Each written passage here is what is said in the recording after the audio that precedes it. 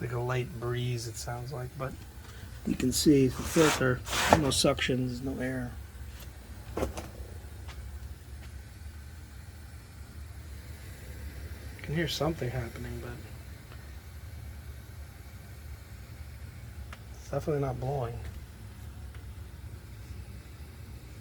Yesterday, these pipings, like this,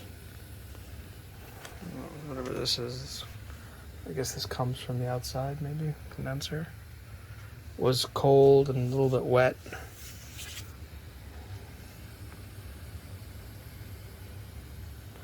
But that's all I could tell.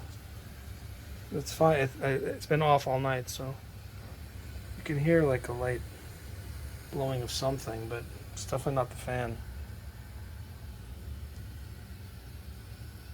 If you go to here, there's definitely nothing coming through. That's it. That's all it's doing.